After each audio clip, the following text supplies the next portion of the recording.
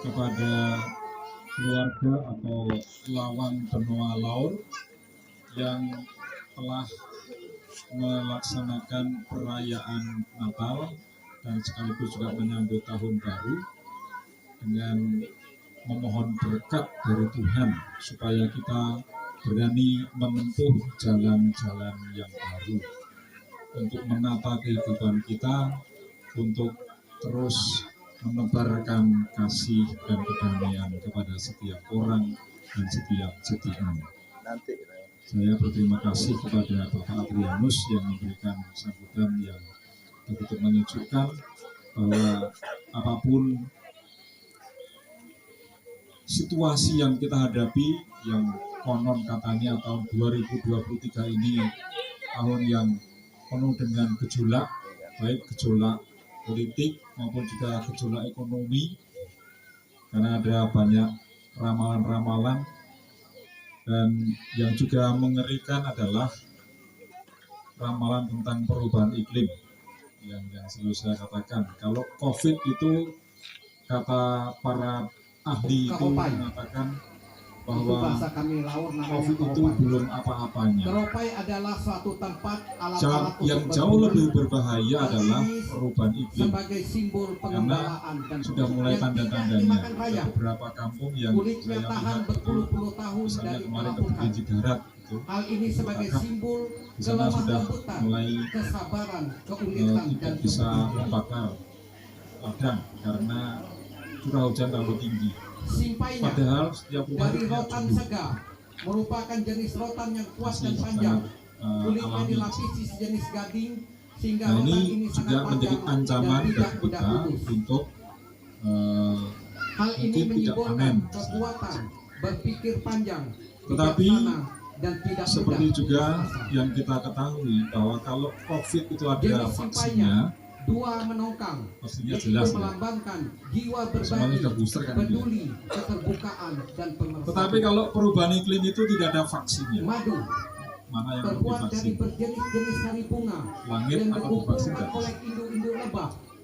Hanya satu vaksinnya, yaitu sehingga menghasilkan perubahan perilaku perilaku baik untuk kesehatan.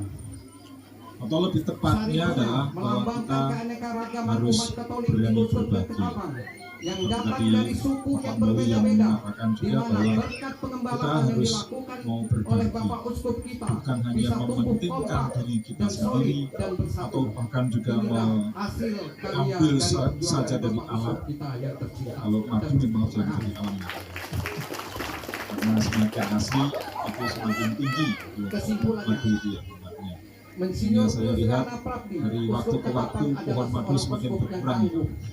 Penuh semangat, peduli, lemah lembut, terbuka terhadap umat, ramah dekat dengan umat, sanggup melakukan tugas pengembalaan ke pelosok-pelosok menghadapi riang semakin berkurang, jalan karena yang hancur, setiap kali saya melihat pohon madu, yang jauh dan sulit saya tanpa pilih kasih dan pantang menyerah.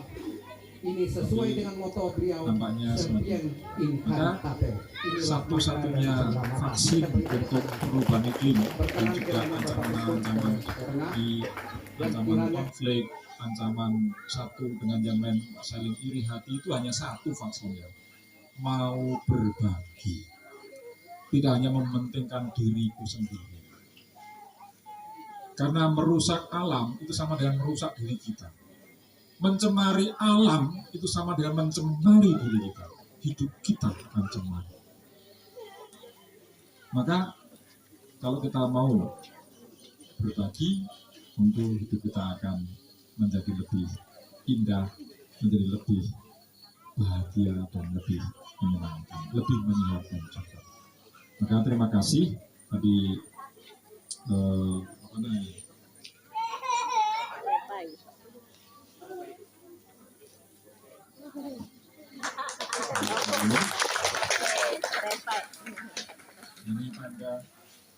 ini tanda bahwa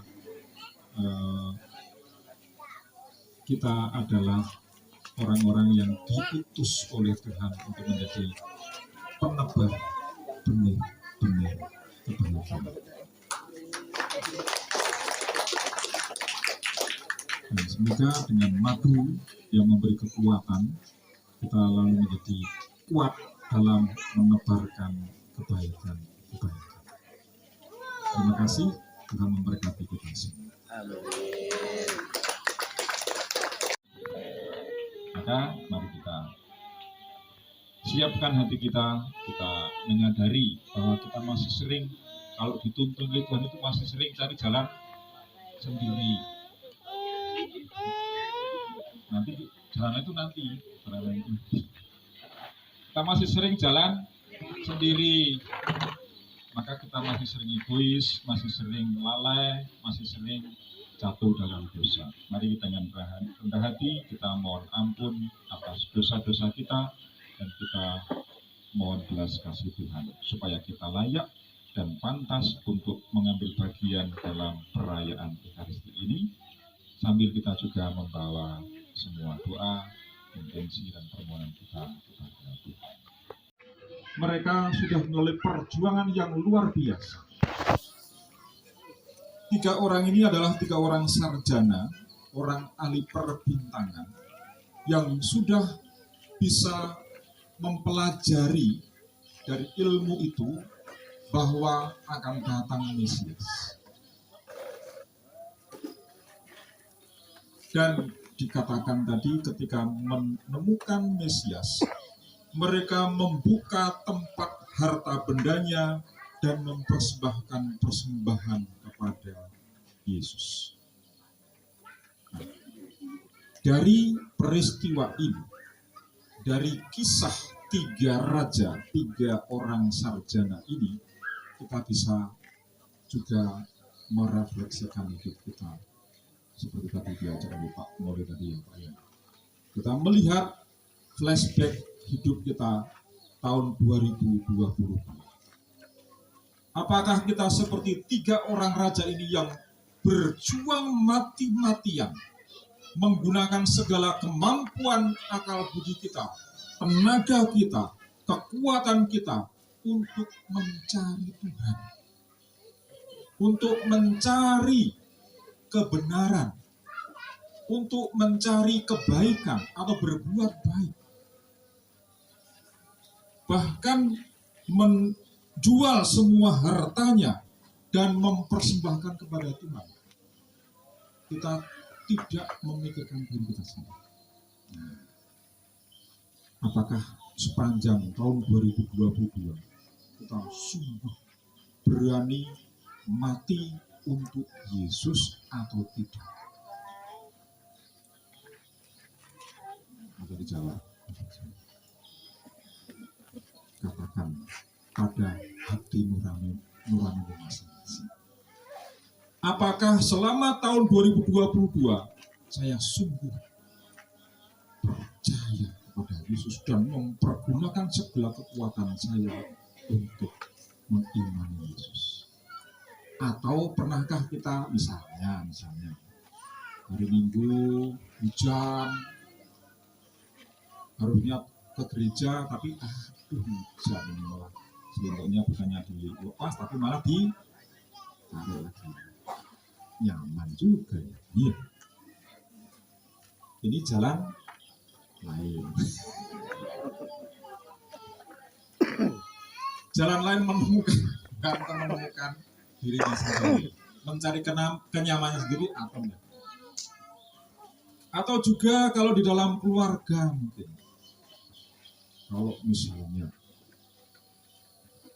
bapak atau anak pulang dari kerjaan, sudah kerja mati-matian sampai di rumah, makanan tidak ada, rumah berantakan, lalu cenderungnya apa? Oh gitu ya? Gitu. Pernah gitu ya?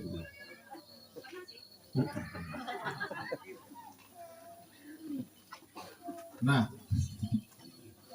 apakah kalau pernah lalu selama 2022 lalu nanti 2023 apakah begitu?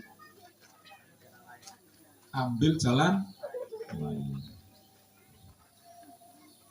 Kalau di tempat kerja atau di sekolah ada ya urusan-urusan kadang-kadang yang lebih cepat dengan pakai apa? Pakai ini ya. Nah. Terus kalau tahun baru nanti,